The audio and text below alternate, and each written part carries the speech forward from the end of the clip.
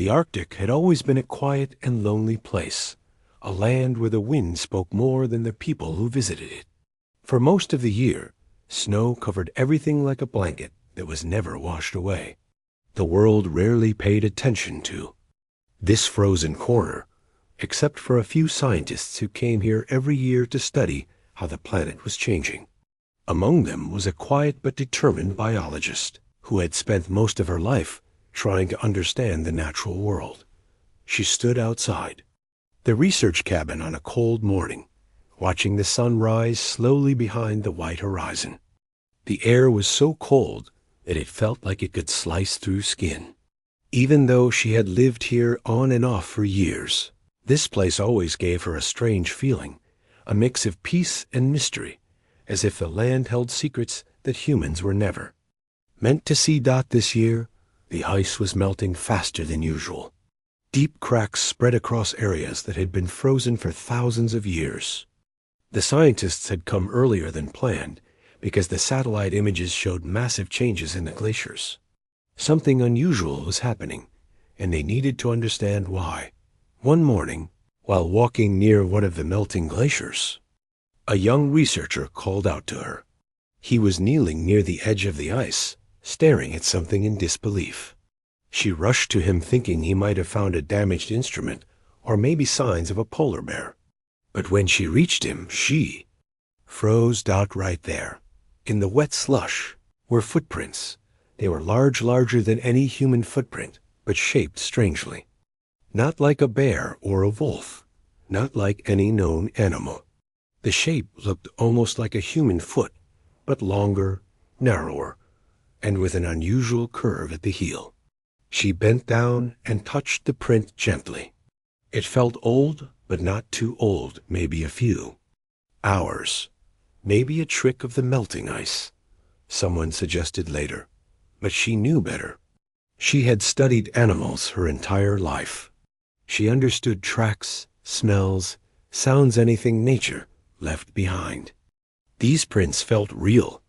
Too real. Over the next few days, more prints appeared.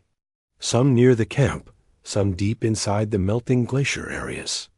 The strange part was that the prints always appeared in small groups, as if whatever left them moved together.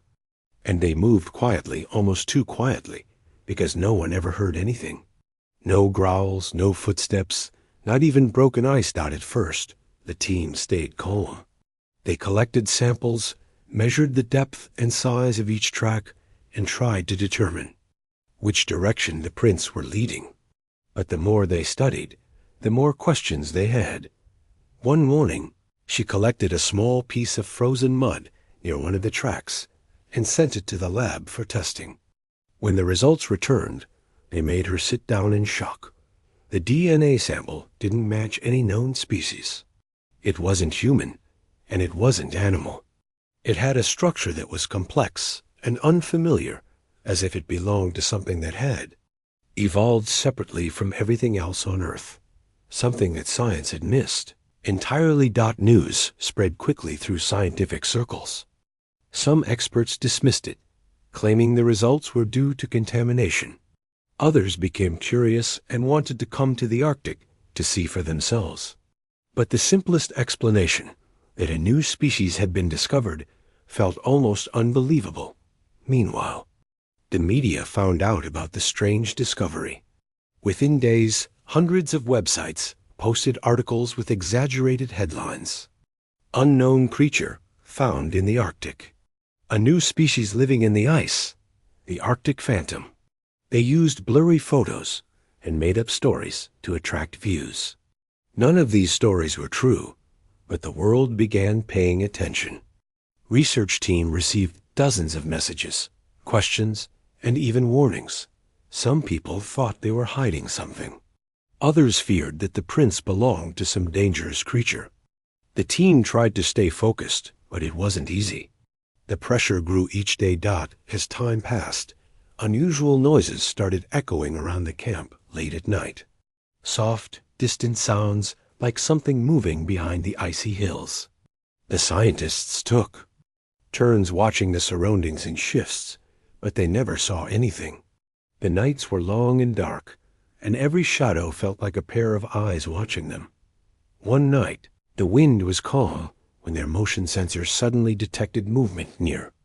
The cameras placed outside the camp. The team rushed inside to check the monitor. At first, the screen showed nothing but white fog and snow. Then something moved across the edge of the frame. They paused the video and zoomed in. The footage was grainy and unclear, but they could make out a tall, thin shape walking upright. The movement was smooth, almost too smooth for a human.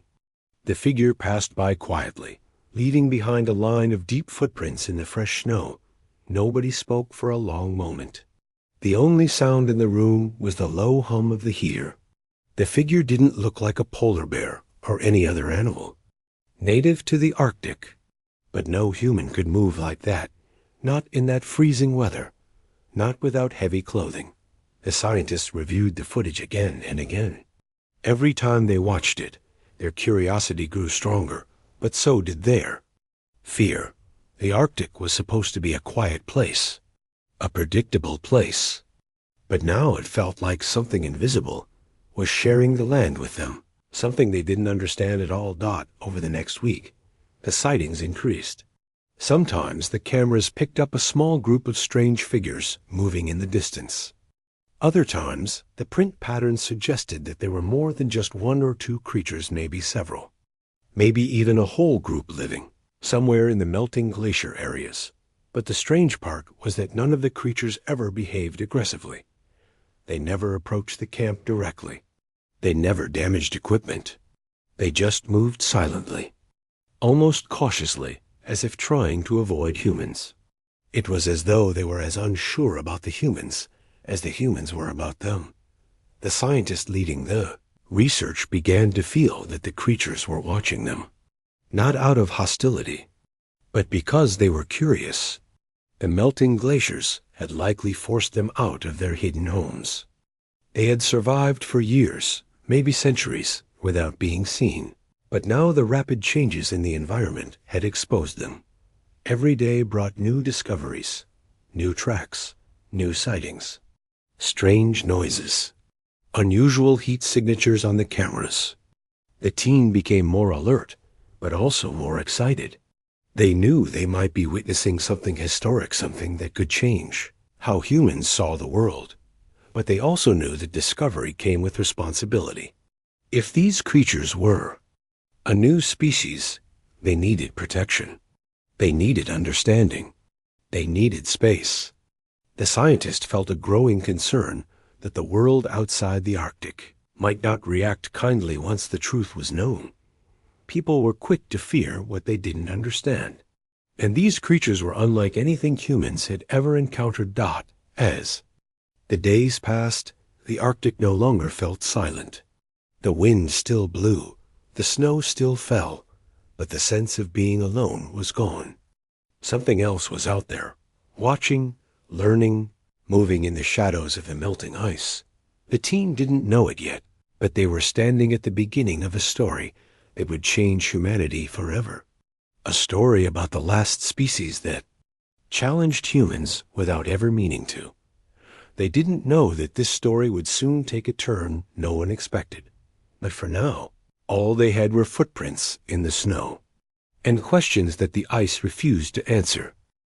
The days following the strange camera footage became some of the most unforgettable days in the research team's lives. The camp, which usually felt calm and predictable, suddenly felt different.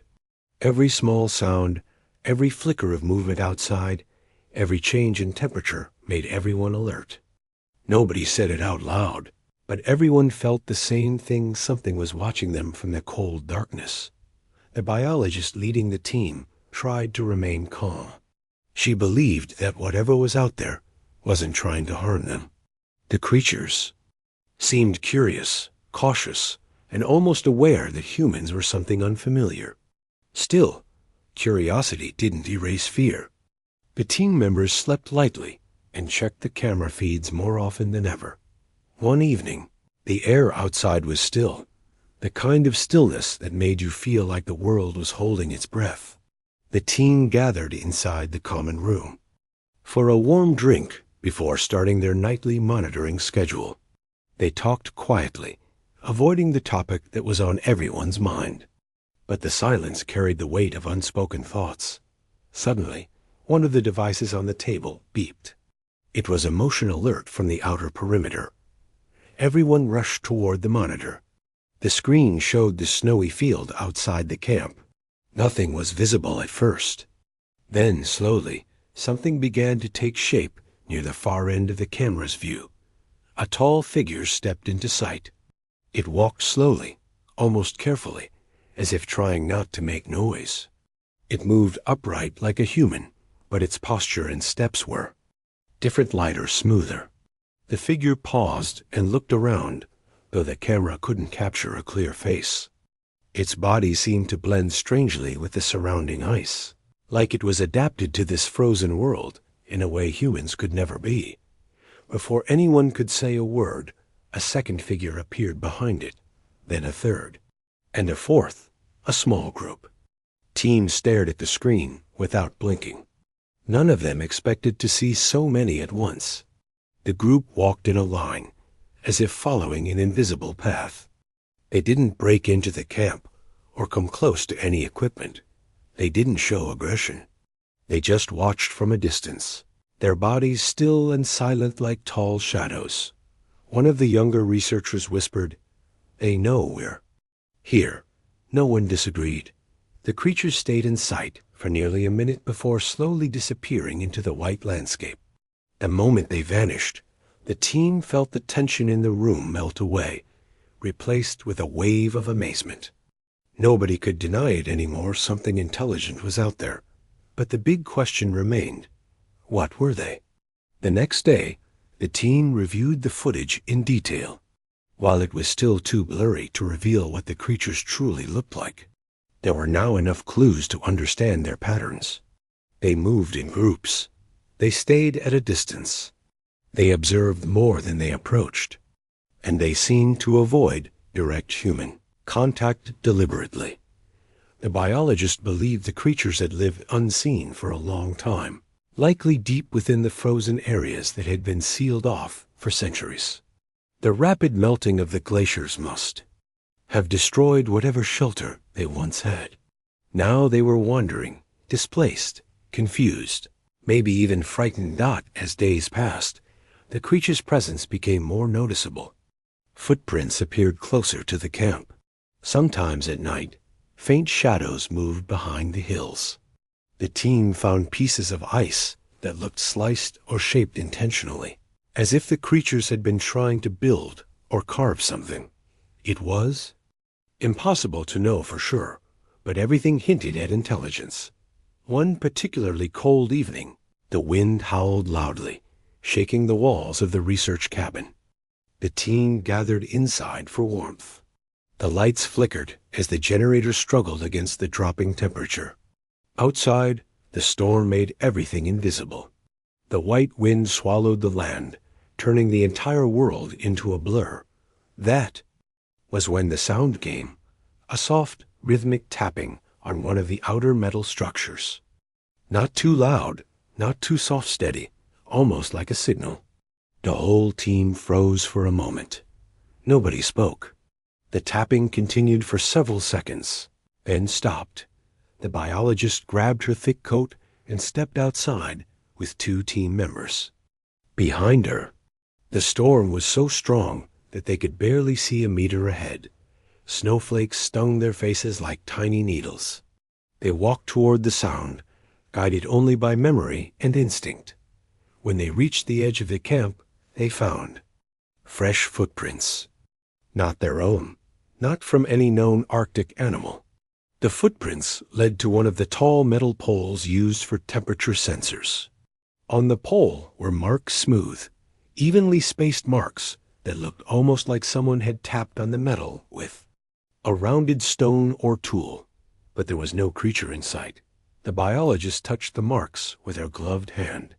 The metal still felt warm from the contact, as if the creature had touched it only moments ago. She looked out into the storm, but saw nothing except swirling white wind. The creatures were close, very close. But they didn't want direct contact. They moved like ghosts present, but unseen. When the team returned inside, the atmosphere was heavier, but also filled with curiosity. They were beginning to understand a little more. The creatures weren't just wandering randomly. They were trying to communicate in small, cautious ways. A tap on a pole, a carved piece of ice, a distant shadow. All signs that they were aware of the humans, but unsure of how to approach. The next morning, the storm passed. The world looked clean, as if all footprints and marks had been wiped away. But the team was determined to use daylight to search for new clues. They spread out carefully, always staying within line of sight of the main camp dot near the base of a melting glacier. They found something surprising. A small trail leading into a narrow opening. It wasn't a cave, but more like a deep crack in the ice, dark, cold, and silent. The trail looked like it had been used recently. The biologist felt a strange pull toward the opening, as if the answer to all the mystery lay inside. But she knew entering would be dangerous. The ice could collapse without warning. The team agreed not to go inside. Instead, they marked the area with sensors and cameras. That night, the new cameras captured something extraordinary. A group of the creatures approached the opening silently. They moved inside one by one, tall, thin shapes blending into the ice, as if they belonged to it. The creatures didn't glance at the cameras or show any fear. They seemed comfortable, almost relieved, as they disappeared into the crack. The team watched the footage in awe. It was becoming clear the creatures had lived in deep ice tunnels, hidden from the world for possibly hundreds of years. The melting had destroyed parts of their habitat, pushing them into the open. But there was something else about the footage. The last creature to enter the crack paused. It turned its head, facing the direction of the camp. Even though the image was blurry, it felt as if the creature was looking directly at the humans through the screen. The moment lasted only a second before it turned and vanished into the darkness. The biologist leaned closer to the monitor. There was no doubt in her mind now. These beings were aware. They were thinking, watching, deciding. And the humans had only scratched the surface of understanding them. Over the next few days, the tension between curiosity and caution grew stronger. The creatures became more active, sometimes appearing closer to the camp, sometimes leaving subtle traces like smooth stones or shaped ice fragments. Every clue felt like a message from a hidden world, but the world outside the Arctic was growing curious too. News continued to spread, and more questions started coming in. Governments wanted updates. Media wanted interviews. Rumors grew wild. Some people imagining dangerous monsters, others imagining ancient guardians of the ice. The team knew the truth was much more complicated, that the creatures weren't monsters. They weren't threats. They were simply survivors, strange, beautiful survivors pushed out of the only world they knew. But something else was becoming clear. Soon, someone outside the research world would try to step in, and that would change everything. The days following the discovery of the ice tunnel footage were full of tension. The research team woke up every morning with the same mix of excitement and fear. Something was happening in the Arctic that no one had ever seen before. The hidden species that had lived in the ice for so long was now moving on the surface, and the team knew this was bigger than anything they had studied in their lives. But the world outside was changing too. The news stories had grown louder.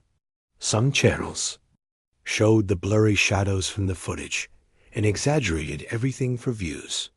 Some people claimed aliens had arrived. Others said the creatures were dangerous. Online, people argued endlessly, turning guesses into dramatic stories. The research team tried their best to keep things calm. They sent scientific explanations, wrote simple reports, and avoided making bold statements. But they could feel the situation slipping out of their hands. Too many people were talking.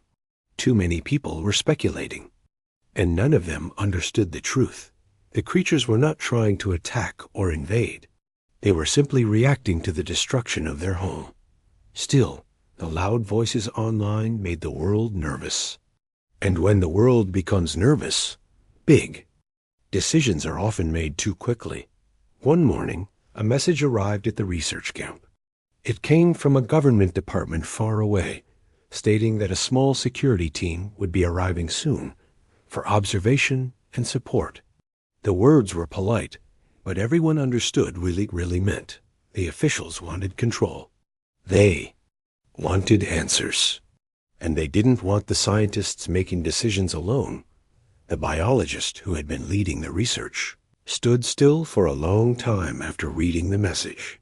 She knew this moment would come, but she had hoped it would happen later after they had built enough understanding to protect the creatures. Now everything felt rushed, unstable, and uncertain. When the research team learned about the security group, a quiet worry spread through the cabin. People didn't talk openly about it, but the same fear sat inside every heart. What if outsiders reacted with fear instead of calm? Fear made people do unreasonable things, and the creatures had already shown they were sensitive, observant, and cautious. The next few days felt heavier. The team continued their usual routine, checking the cameras, collecting new samples, walking carefully around the glacier areas. But the mood had changed. Even the quiet Arctic wind felt different, as if the land itself sensed something approaching. The creatures appeared more often now. Sometimes their shadows moved near the ice cracks. Other times, they left shaped pieces of ice on the snow, almost like symbols or signals. The team didn't know what these shapes meant, but they sensed the creatures were trying to communicate in their own way. One evening, the creatures approached closer than ever before. The cameras picked up 4 tall shapes standing on a hill, just outside the camp's main area. They didn't move toward the humans. They only stood and watched, silent, still, patient. Their bodies blended into the winter landscape, almost becoming part of the snow itself. It was a peaceful moment, but also a reminder of how delicate everything was. The next morning changed everything. A helicopter landed near the camp, sending snow flying in all directions. The noise was loud, unnatural, and so sharp that even the ice seemed to tremble. The security team stepped out calm, professional, carrying equipment and communication devices. There were no weapons in sight, which gave the scientists a little relief. The officials claimed they were here only to observe, not to interfere. But the team still felt uneasy. Not long after the helicopter left, the creatures sensed the change. The cameras showed them moving farther back into the hills, avoiding the loud machine and the unfamiliar humans. They didn't act frightened, but they became more distant, more careful, more hidden. The security group asked many questions. How many creatures had been seen? How close had they come? Was there any sign of danger? The scientists explained everything honestly, that there had been no aggressive behavior at all, and that the creatures were shy, cautious, and probably deeply stressed by the melting glaciers. But the officials seemed less interested in the emotional side of the story and more focused on control and management. They wanted structure, plans, protocols, human-style order. But the creatures did not live by human routines. They lived by the rhythm of the ice, something far older and quieter. One afternoon, the biologist took the security representatives to see the ice tunnel entrance. She explained how the creatures had used these deep cracks and frozen pathways as their home for generations. The officials listened politely, but their eyes were always scanning the environment, as if expecting something dramatic to happen. Nothing dramatic happened. Everything was peaceful, but the moment they returned to the camp, the tension they brought with them grew heavier. The presence of outsiders changed the energy of the place. The research team had once worked with curiosity. and care. Now they worked under watchful eyes, feeling pressure they had never felt before. The creatures felt it too. At evening, the cameras recorded something unusual. A single creature approached one of the outer metal poles, the same one that had been tapped on earlier. Instead of touching it quietly, it stood still for a long time, staring at the pole. Its body barely moved. Then slowly, it walked away and disappeared behind a hill. The biologist felt something shift inside her. The creature's behavior seemed sad, almost like it understood something had changed, something it couldn't control. 2 days later, things began to worsen. The security team wanted to set up more equipment, larger devices, stronger sensors, and longer-range scanners. They insisted it was for safety. But the creatures didn't understand human technology. They only understood sudden changes in their environment. And when bright lights and new machines appeared on the snow, the creatures reacted by retreating even farther. The research team tried to explain that the creatures needed quiet, space, and time. They explained that intelligence can be gentle, and observation can be silent.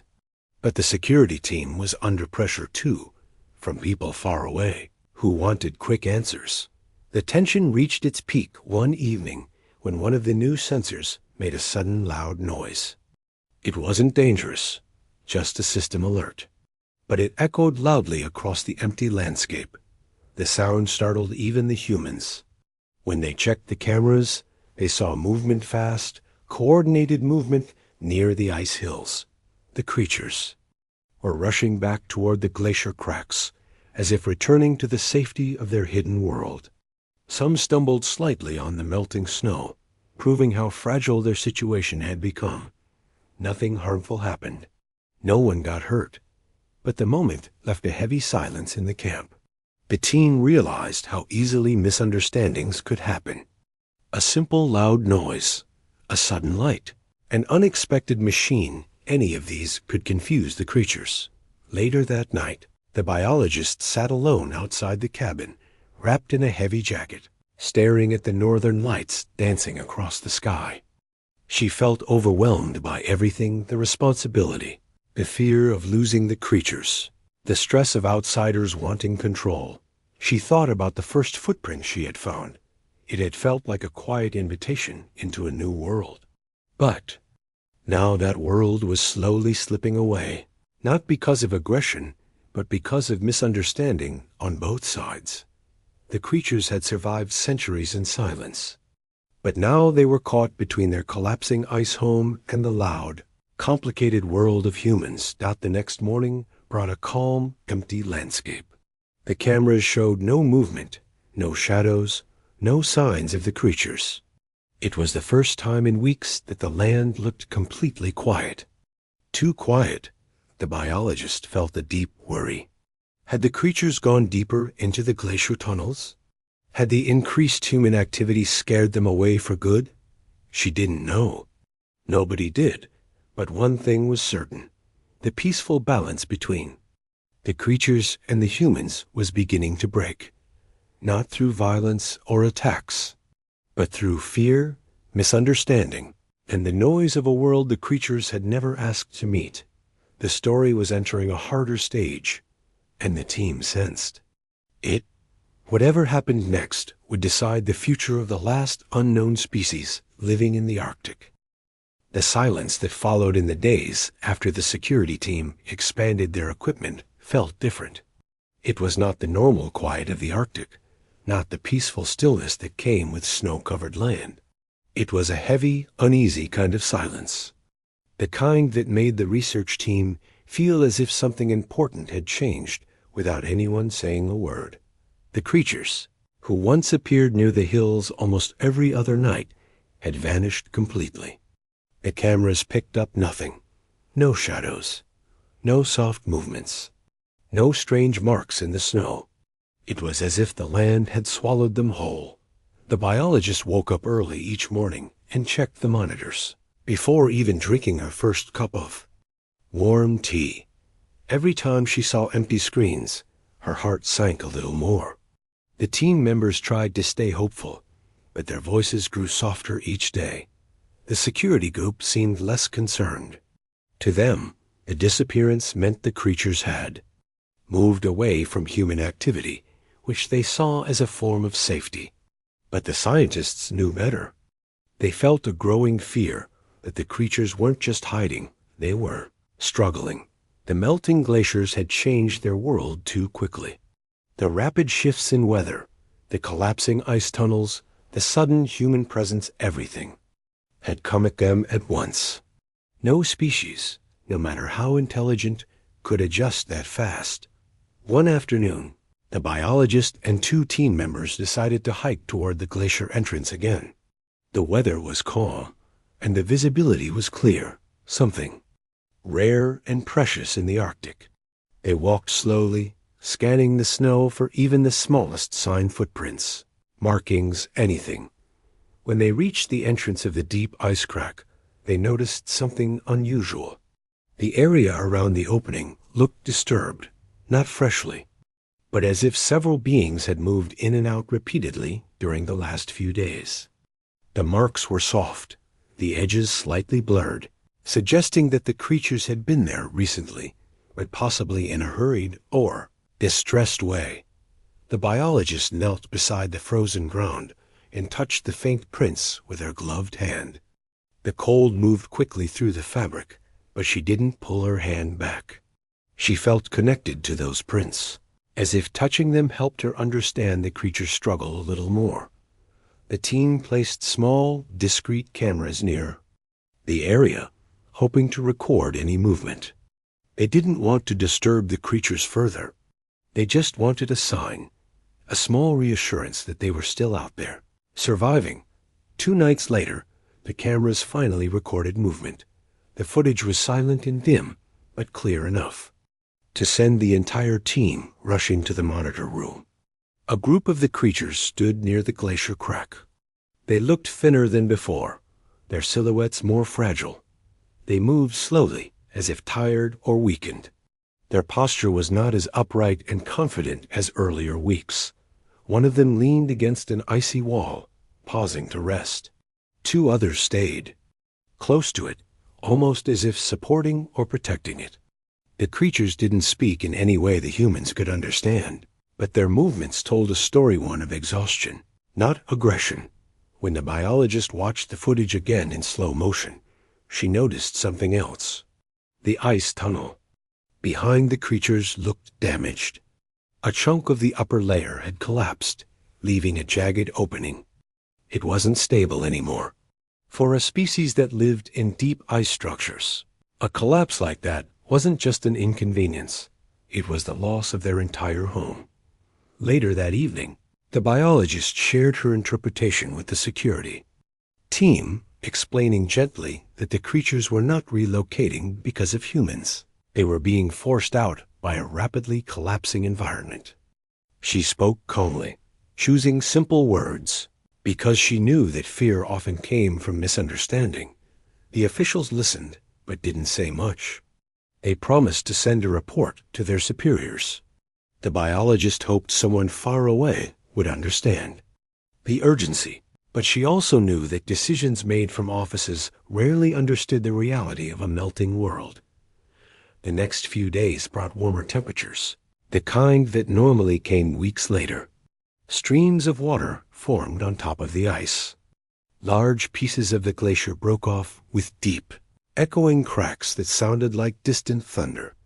The creatures were not seen again for several days. When the next footage appeared, it was heartbreaking. Only 2 creatures were captured on the cameras. They stood near the hill where they used to appear as a group. Their movements were slow and unsteady. One of them sat in the snow for a long time, hunched over, as if drained of all strength. The researchers watched in silence. No one tried to speak. A deep sadness filled the room, the kind of sadness that didn't need words. The creatures weren't disappearing because they wanted to hide. They were disappearing because their world was falling apart. The biologist spent hours reviewing old footage, comparing the creatures' earlier behavior with their recent movements. At the beginning, They had been curious, cautious, aware. But now they seemed lost, confused, their strength fading. It was painful to watch. One morning, the camera near the glacier entrance captured a powerful moment. A small group of the creatures stood together in a circle-like formation. They didn't move much. They simply stood close, bodies touching lightly, swaying gently with the wind. The human team had no way of knowing what the behavior meant, but it felt like a moment of closeness, maybe even a ritual of comfort or farewell. The scene lasted only a minute before the creatures slowly walked away, disappearing into the deep crack one last time, and then nothing. Hours passed, then days, then an entire week. No new sightings, no new tracks in the snow, no signals on the heat sensors.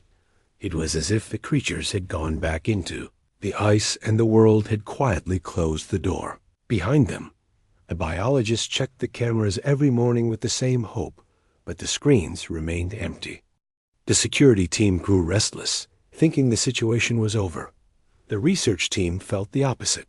They felt they were witnessing the silent ending of a species that had never asked for attention, never asked for conflict, never asked for discovery, only for survival. One day, after a long week of no signs, the biologist and her team decided to hike back to the glacier crack again.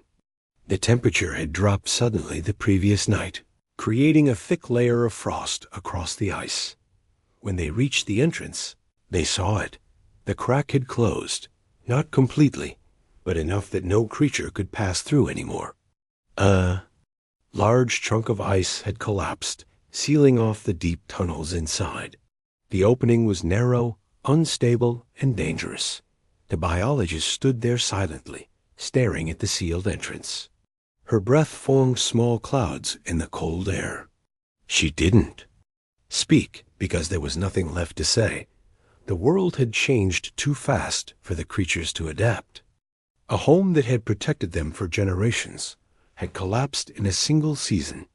Their bodies, adapted to deep ice environments, couldn't survive long outside their tunnels.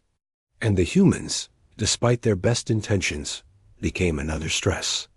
The creatures couldn't handle. The research team stood there for a long time, feeling the weight of the moment. The Arctic wind was strong that day, pushing snow across the ground like thin sheets of white dust. It was a lonely sound, almost mournful, and in that moment they understood the truth. The last hidden species that had quietly shared the planet with humans for so long was gone, not because of conflict, not because of fear, but because the world they depended on had melted away. The team returned to the camp quietly.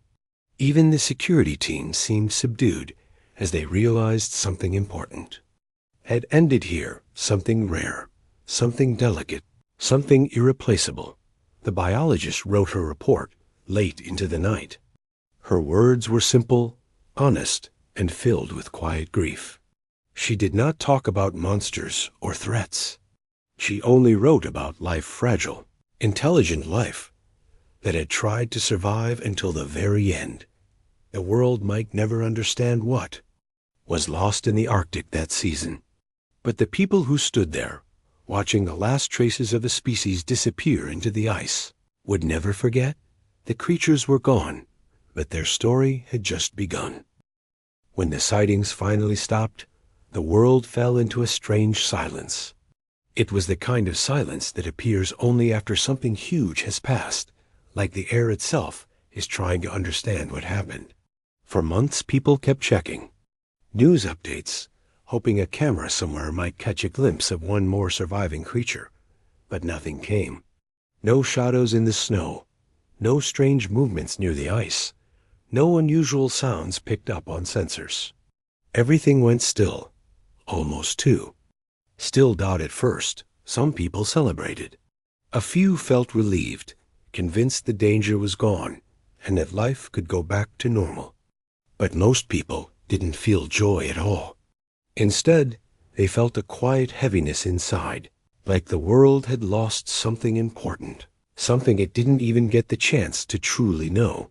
Scientists everywhere formed groups to discuss what they had seen, what they had learned, and what they had failed to do.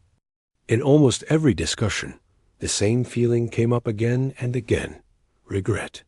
Not regret because humans tried to protect themselves, but regret because no one took the time to understand the creatures before reacting. Many experts admitted openly that fear had guided their decisions more than knowledge. Among these scientists was the researcher, who had been there from the beginning. She spent her days going through her notes, videos, sound recordings, and old messages exchanged with her team. Every time she reviewed them, she felt the same thought rise in her chest: maybe we could have done better. She never said it in anger. It was more like a gentle ache, a reminder of something that slipped away too quickly. Even outside scientific circles, people talked about the situation for years. Families discussed it at dinner tables. Students debated it in classrooms. Commentators on radio and TV reflected on how the world reacted with fear instead of curiosity. Slowly, public opinion shifted. The creatures were no longer talked about as a threat. Instead, they were described as a lost species, a rare living group that never got the chance to show its true nature in documentaries and interviews. The researcher often said something that stayed with people: they didn't come to challenge us. They came because they had nowhere else to go. Her voice was always steady when she said it, but her eyes carried a softness, like she was remembering their final moments near the melting glacier. Governments around the world started taking the event seriously too. Committees were formed to create new environmental policies. Leaders discussed how climate change had forced the creatures out of their home. Many admitted that the world had ignored early warnings for too long, and that the story of this lost species should be a turning point. Some people suggested rebuilding large, protected zones across the world-safe regions where no construction or human expansion would be allowed. Others suggested global teams trained specifically to respond to unknown species with calm and care instead of panic or force. It took time for these ideas to gain support, but over the years, they slowly became part of new laws. Meanwhile, the researcher visited the Arctic site whenever possible. She often walked along the long stretches of snow where the creatures were last seen. Sometimes she found small broken pieces of ice or markings on stones, and each time she paused to think about how they lived, how they communicated, and what memories they carried as a group. She wondered if they had stories of their own stories passed down for generations, stories about survival, about family, or about the deep tunnels beneath the ice that once protected them. She imagined they must have had some kind of culture, some way of teaching their young ones. It hurt her to know that humans never discovered those secrets. It hurt her even more to think those secrets were gone forever. The world built a memorial at the research site, a simple but powerful structure made of dark stone, placed at the edge of the melting glacier. There was no statue, no dramatic sculpture, no attempt to recreate the beings. Instead, it was a quiet place, almost like a moment frozen in time. Travelers who came there said they felt peaceful, even emotional, as if the area carried the memory of everything that happened. On the front of the stone, a small line was carved. It read, "The last species that challenged humanity doesn't exist anymore." But the real challenge was our fear, not them. The words were chosen carefully, not to blame anyone, but to remind everyone. Visitors often left small items at the memorial's smooth stones, handwritten notes or small wooden carvings. Some people left drawings made by children. Many children seemed to imagine the creatures not as monsters, but as quiet beings walking through the snow, trying to survive. Their artwork showed a completely different viewpoint: gentle, curious, and hopeful. It was surprising how naturally children understood something that adults struggled with. Years passed, and documentaries were made to preserve the history. In one documentary, the researcher shared her most personal thoughts. She said she still remembered the night when the creatures appeared close to her base, standing in the glow of the research lights. She recalled how they didn't attack, didn't show aggression, didn't even make a threatening sound. They only stared, tired and thin, like they were searching for something.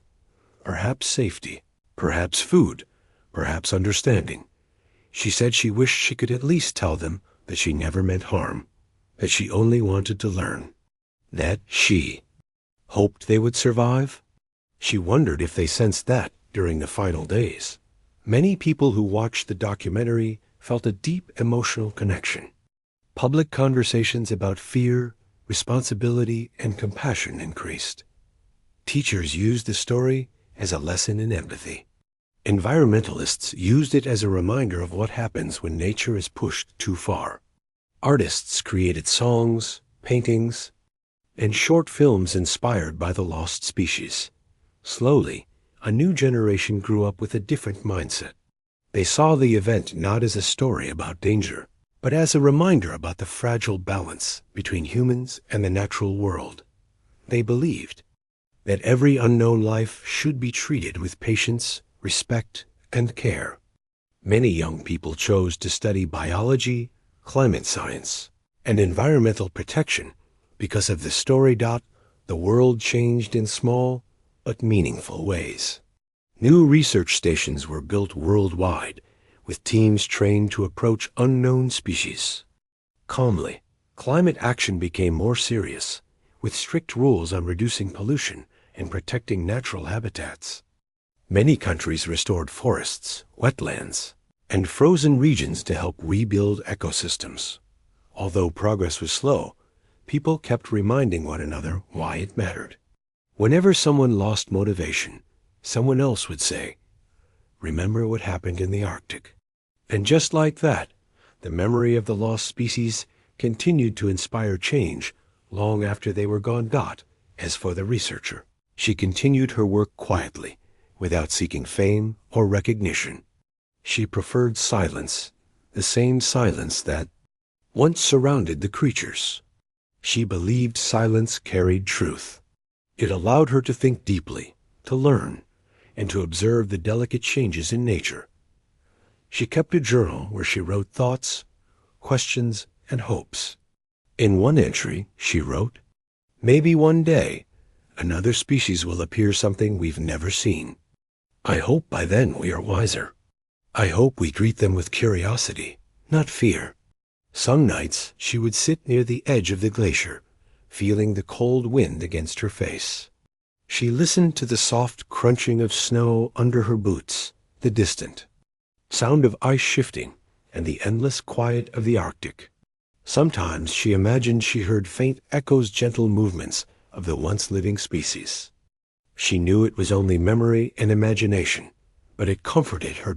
In her heart, she carried no anger toward anyone, only a deep desire for the world to grow kinder. She believed that every story, even the painful ones, had something to teach. And this story of the last species that came in peace, but disappeared without fully being known, taught humanity one of its most important lessons. Perhaps the creatures were truly gone. Perhaps their line ended quietly on the frozen ground.